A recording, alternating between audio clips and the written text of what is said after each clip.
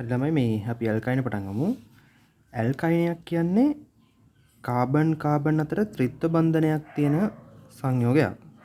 කියන්නේ කාබන් අතර ත්‍රිත්ව බන්ධන කොටසක් තියෙනවා නම් මේ වගේ එකට අපි ඇල්කයිනයක් කියලා කියනවා. ඇල්කයිනයක් කියලා කියනවා. එතකොට මේ තියෙන බන්ධන තුනෙන් එක බන්ධනයක් සිග්ම බන්ධනයක් අනිත් බන්ධන දෙකම මේ අපි කැමති බන්ධන දෙකක් තෝරගෙන ඒ බන්ධන දෙක ෆයි බන්ධනයක් කියමු. ෆයි බන්ධන කියමු. මේවා සිග්ම බන්ධනයක් කියමු. එතකොට මේ බන්ධන දෙකෙන් මොන එකද එහෙම කියලා අපි හරියටම දන්නේ නැහැ. දෙකක් හැබැයි ෆයි බන්ධන, එකක් සිග්ම බන්ධන. හරි. එතකොට ළමයි මේ සරලතම ඇල්කයිනය හදාගන්නේ කොහොමද? කාබන් අතර ත්‍රිත්ව බන්ධනයක් තියෙන නම් කාබන් අඩුම තරමේ දෙකක්වත් තියෙන්න එපා. කියන්නේ සරලම හැදෙන්න පුළුවන් පොඩිම ඇල්කයිනය වෙන්නේ කාබන් දෙකේ. ඒකට ද්විත්ව බන්ධනයක් තියෙන ඇල්කීනත් ඔහොම තමයි. ඒ කියන්නේ අඩුම කාබන් හදන්න පුළුවන් චූටිම එක කාබන් දෙකක්වත් තියෙන්න ඕනේ. එතකොට තනි බන්ධන මෙහෙම තියෙන ඇල්කේන නම් කාබන් එකෙන් හදන්න පුළුවන්. හරි ඒක නිකන් කිව්වේ. එතකොට ළමයි මේ ඇල්කයිනයක් කියන්නේ මේ වගේ ත්‍රිත්ව බන්ධනයක් තියෙන කාබන් අතර ත්‍රිත්ව බන්ධනයක් තියෙන කොටසක්. එතකොට මේ වගේ අපි දැන් බලමු කොහොමද මෙයාගේ මේ ව්‍යුහ සූත්‍රය හදාගන්නේ කියලා. එතකොට මේ කාබන් 3 දෙනෙක් ඉන්න කෙනෙක් ගමු. අපි මේවට දැන් එතකොට මෙතන සම්පූර්ණ කරමු. මෙතන CH3. එතකොට මෙයාගේ බන්ධන හතර හරි. මෙයාගේ බන්ධනයක් අඩුයි. එතකොට කාබන් කාබන් දෙන්නෙක්ගේ H දෙකක් ඉන්නවා. කාබන් 3ක් ඉද්දි එයාගේ H කීයක් ඉන්නවද? H ඉන්නවා කීයක්ද? එයාගේ H කීයක් ඉන්නවද? කාබන් 3 එකේදී H 4ක් ඉන්නවා. හරි. එතකොට අපි මේ දැන් බලමු මේකේ තියෙනවද පැටර්න් එකක් කියලා.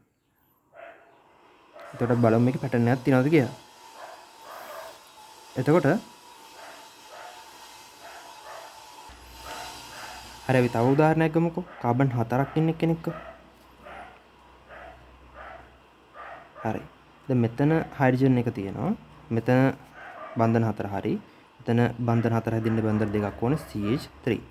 කාබන් ගාන කීයද? 4යි. H ගාන කීයද? 1යි. මෙතන 2යි 3යි 6යි. දැන් බලන්න මේ අතර මොකද්ද තියෙන වෙනස කියලා. දැන් බලන්න මෙතන මෙයාගේ අතර කාබන් ගාන එකක් වැඩි වෙද්දි මෙයාගේ හයිඩ්‍රජන් දෙකක් වැඩි වෙනවා. එතකොට මෙතන බලන්න මේ පැටර්න් එක හොඳට.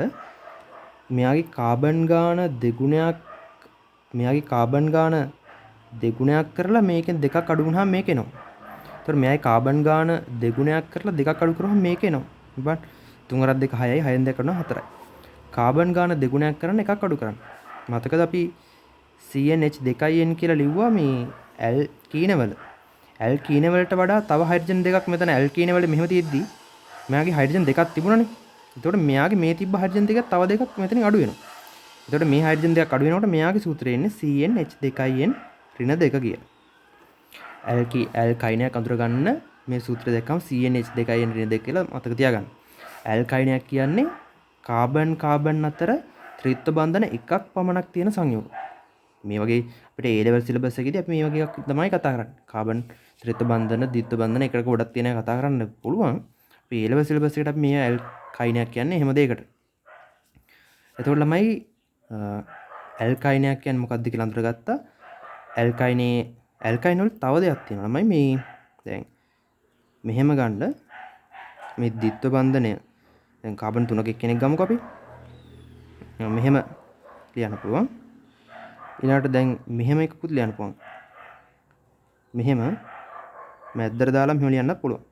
බලන්න මෙතන මේ ත්‍රිත්ව බන්ධනය එක්ක මෙතන විශේෂතාවය ත්‍රිත්ව බන්ධනය එක්කම මෙයාගේ මේ ත්‍රිත්ව බන්ධනය එක්ක මෙයාට අගට H එකක් සම්බන්ධ වෙලා තියෙනවා.